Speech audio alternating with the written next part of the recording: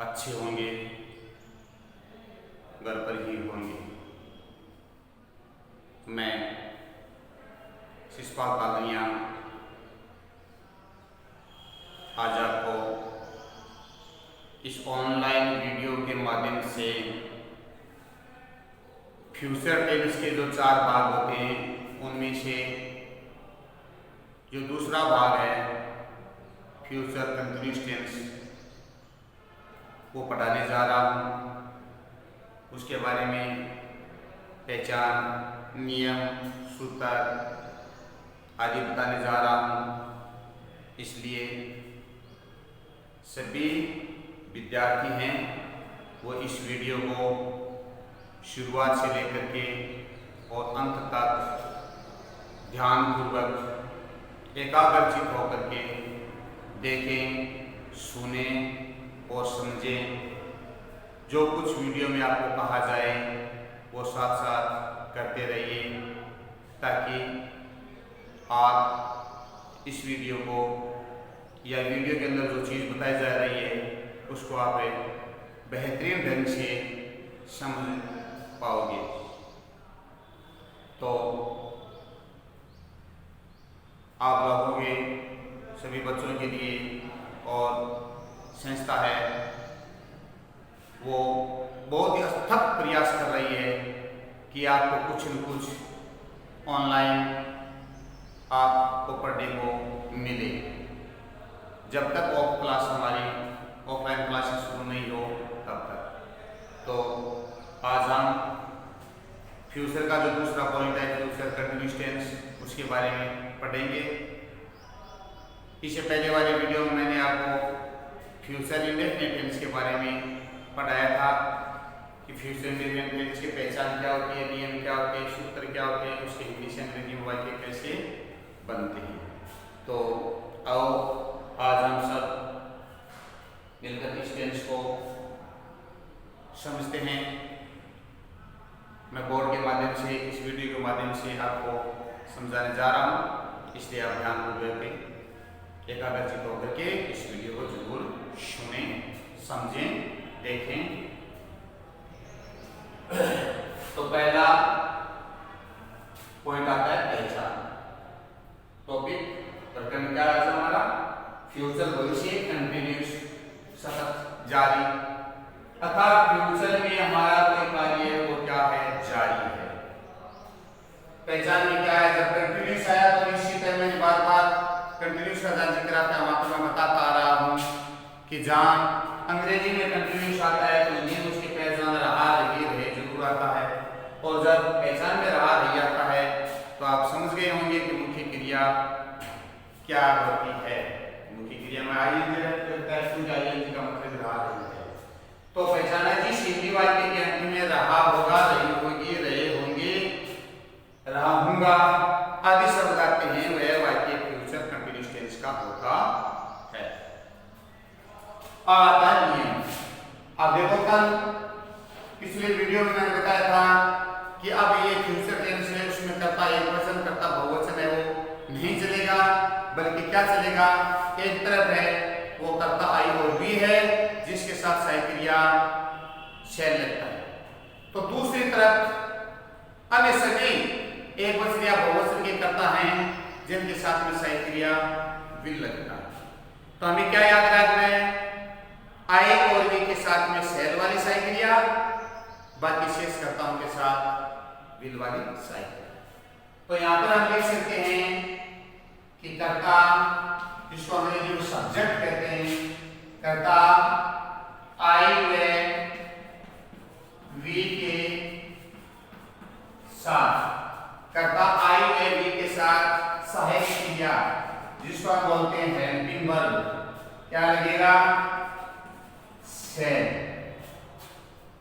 फिर दूसरे में लिख सकते हैं शेष कर्ताओं के साथ। अब शेष जितने भी कर्ता एकवचन बहुवचन के बच गए, शेष कर्ताओं के साथ हेल्पिंग वर्ब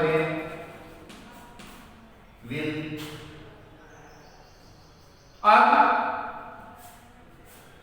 ये था फ्यूचर इंडेफिनिट का सेल ऑब्जेक्ट। अब कंटिन्यूस आता है तो यहाँ पर इसमें हमें साइकिल लगाते हैं इसके साथ में बी, अर्थात कर्ता आई और बी के साथ में सेल बी। देखो फ्यूचर इंडेफिनिट में हमने क्या पढ़ा था, साइकिल या सेल और विल। कंटिन्यूस में क्या आ गया, सेल बी विल बी। और फिर यहाँ पर फ्यूचर परफेक्ट आएगा, सेल है विल है। और जब यहाँ पर आएगा फ्यूचर परफेक्ट कंटिन्यूस टेंस तो आ जाएगा shall have been will have been. अब तीसरा नियम है वो आपको समझ में आ गया होगा कि जो मुख्य क्रिया होती है हमारी, मुख्य क्रिया उसमें क्या लगेगा, आईएनजी। क्या लगेगा, आईएनजी। मुख्य क्रिया में आईएनजी, अर्थात हम अपने हिसाब से लिखते हैं कि वर्ब का सहायक आईएनजी का मतलब वर्ब में आईएनजी लगाओ। तो ये था हमारा नियम। उसके बाद में जो हम अगली चीज पढ़ते हैं वो क्या है, पहचान हो गया, नियम हो गया। अगला आता है सूत्र। क्या आता है, सूत्र। जो 4 प्रकार के हम सूत्र पढ़ रहे हैं वो क्या है।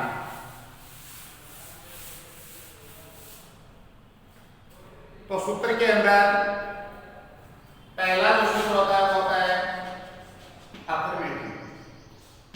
अफर्मेटिव का मतलब सकारात्मक। तो इसका सूत्र है subject plus helping verb. Helping verb हमारी क्या है, नियम में लिखा है शैल बी और विल बी। साइक्लिया के बाद में किसका स्थान है, मुख्य क्रिया का। तो मुख्य क्रिया की फर्स्ट फॉर्म सूत्र कहता है, नियम कहता है कि इसमें आईएनजी लगाओ, लगा दिया। उसके बाद में अगर प्रीपोजिशन आएगा तो हम लगा देंगे, वरना सूत्र में नहीं लिखेंगे। इसके बाद में स्थान होता है ऑब्जेक्ट। ये ऑब्जेक्ट हमने कोई चीज है तो कर्ता साइक्लिया, मुख्य क्रिया कर्म। अब हमारा दूसरा सूत्र आता है नेगेटिव। तो बार-बार बता दिया नेगेटिव का मतलब होता है साइक्लिया के साथ नोट लगा दो। जब साइक्लियां डबल होती हैं तो उनके बीच में नोट लगा देते हैं।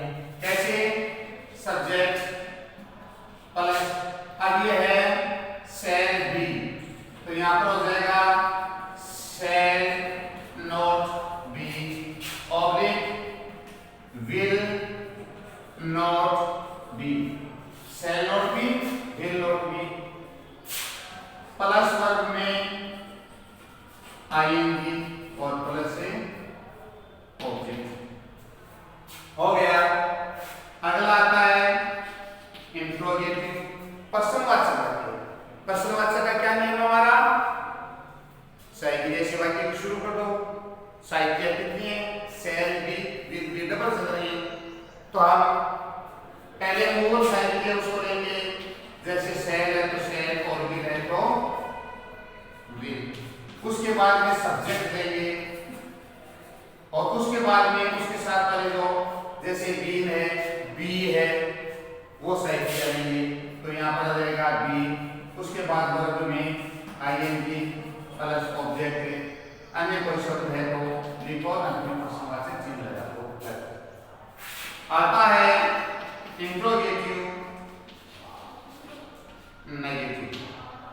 तो हो जाएगा सेल ऑब्लिक विल। कुछ नहीं करना है, प्रश्नवाचक है तो प्रश्नवाचक ले लिया। नकारात्मक है तो सब्जेक्ट के बाद में नकारात्मक का प्रयोग होने वाला शब्द नोट लगा देंगे। तो ये जो बी है उसके साथ हो जाएगा नोट बी और प्लस वर्ब में आईएनजी और प्लस ऑब्जेक्ट। अन्य कोई शब्द और कर्ता साइक्लिया, मुख्य क्रिया में आईएनजी ऑब्जेक्ट। दूसरा subject shall not be will not be plus में ing प्लस ऑब्जेक्ट। तो तीसरा आ गया shall will plus subject plus be plus one में ing और ऑब्जेक्ट। इसी प्रकार जो चौथा है उसमें साइक्रिया shall और will को पहले ले लेंगे, फिर सब्जेक्ट लेकर के से साइक्रिया बी लगा देंगे, उसके पास वर्ब में ing और प्लस ऑब्जेक्ट कर्म हो जाएगा। अंत में प्रश्नवाचक चिन्ह। डैश डैश का मतलब पहले बता दिया कि वाक्य में अन्य कोई शब्द है तो उसमें हमें यहाँ इसको खाली छोड़ देते हैं और वाक्य में क्या कर देते हैं। तो ये था हमारा फ्यूचर कंटिन्यूअस टेंस। चलो उसके बाद हम इसके बनाते हैं हिंदी से अंग्रेजी में वाक्य। तो इनको मैं मिटाता हूँ, शायद आपके याद हो गए होंगे, आपके समझ में आ गए होंगे। तो फिर जैसे जैसे हम वाक्य बनाते हैं मैं यहाँ वर्ड पर वाक्य बनाता हूँ, आप वैसे वैसे अपनी कॉपी के अंदर मिलाते रहिए कि वाक्य सही चल रहे हैं या नहीं। जैसे एक वाक्य है क्या फ्यूचर कंटिन्यूअस का कि मैं बहुत हम विनय हम टेलीविजन या टीवी MTV देख रहे होंगे। तो करता कौन है? हम के अंग्रेजी वी के साथ साइक्रिया shall be। देखना टेलीविजन के लिए हमेशा वो आ जाता है, लगा दिया ing। थोड़ा सा रुकते हैं, बताया था कि जब ing लगता है तो आप थोड़ा सा स्टॉप करो, रुको और देखो कि जिस शब्द में मैं ing लगाने जा रहा हूं उसमें कोई ing का नियम तो नहीं लग रहा है। यहाँ पर नियम नहीं लग रहा है तो हम सीधा लिख देंगे ing we shall be watching T का मतलब टेली, वी का मतलब विजन। अगर फुल फॉर्म लिखनी है तो आप लिख सकते हैं विजन, वरना कोई बात नहीं आप टीवी भी लिख सकते हैं। तो दूसरा हो जाएगा we shall not be watching और टीवी। हमें आगे टेलीविजन में लिख रहा हूं, यही समझ लेना। तीसरा प्रश्नवाचक, तो शैल को पहले ले लेंगे, सूत्र में कह रहा है शैल प्लस सब्जेक्ट से शैल हमारी साइक्रिया बी और वाचिंग टीवी हो गया। अंतिम प्रश्नवाचक अगला हो जाएगा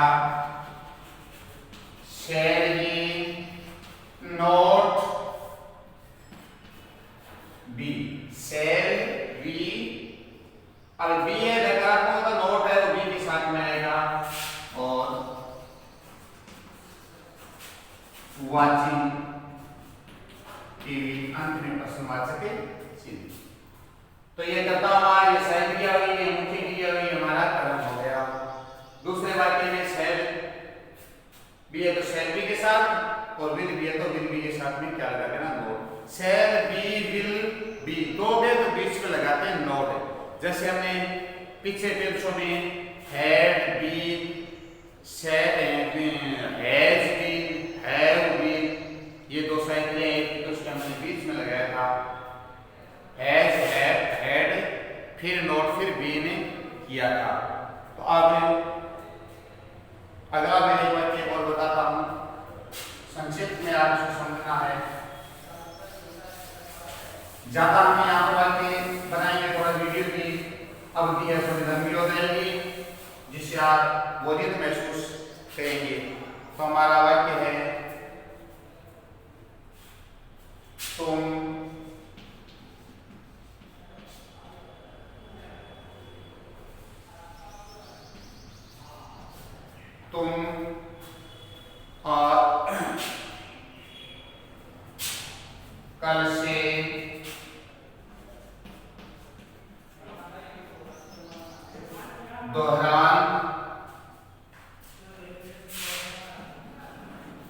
कर रहे होंगे। करता कौन है? तुम। साइकिलिया आयोगी तो नहीं है, तो वह यू विल। मुख्य क्रिया दोहराव करना। दोहराव का मतलब है जिसको हम बोलते हैं रिविजन। तो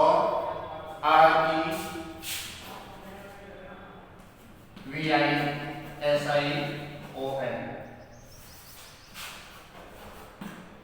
revising. You will be. You will be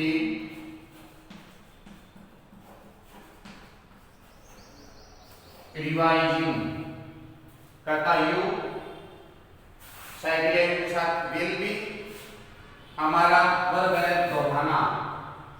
दोहराना किसी कार्य को जो दोबारा करते हैं उसको क्या बोलते हैं? दोहराना। तो रिविजिंग कब से? फ्रॉम, कल से, अर्थात टुमारो हो गया। और दूसरा, जब पहला वाक्य बन जाता है तो साइकिल क्लियर हो जाती है कि क्या नहीं है, फिर पीछे देखने की जरूरत नहीं है। तो विल भी आ गया तो नोट लगाना है। विल और विल दो विल तो नोट को बीच में लगा देते हैं। तो यू विल नॉट बी और रिवाइजिंग फ्रॉम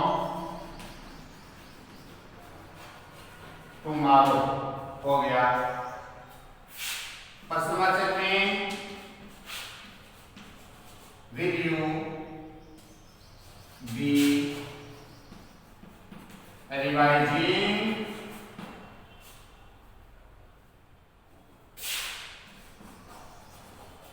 फ्रॉम टुमारो। अब इसमें क्या नहीं है, तुम करता है, दोहराना करना क्रिया है, कल से है तो समय सूत्र से पता क्या नहीं है, ऑब्जेक्ट नहीं है। तुम कल से पाठ्यक्रम का दौरान कर रहे हो, कोर्स सिलेबस का दौरान करें तो हमारा काम हो जाता, लेकिन नहीं है।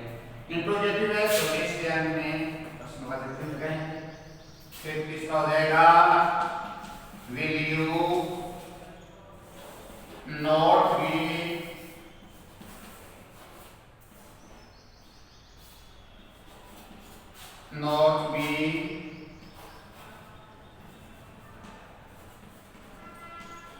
revising from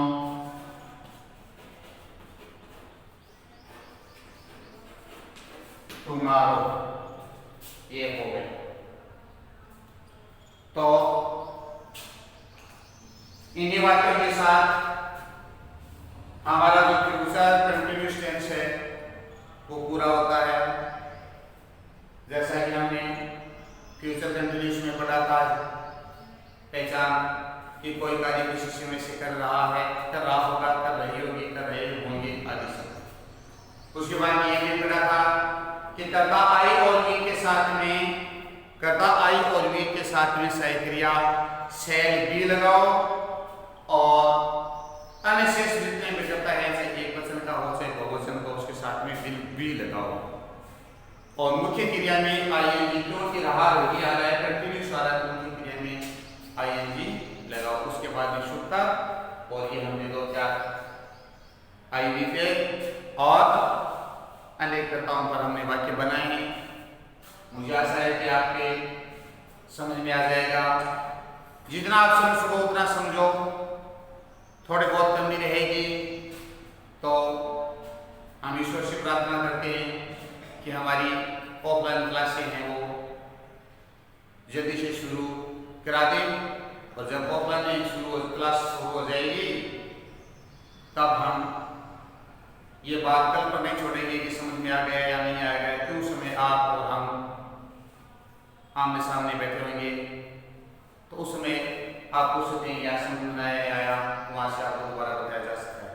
लेकिन एक बार आप इस ऑनलाइन के माध्यम से ही और अपना अध्ययन है वो शुरू रखें।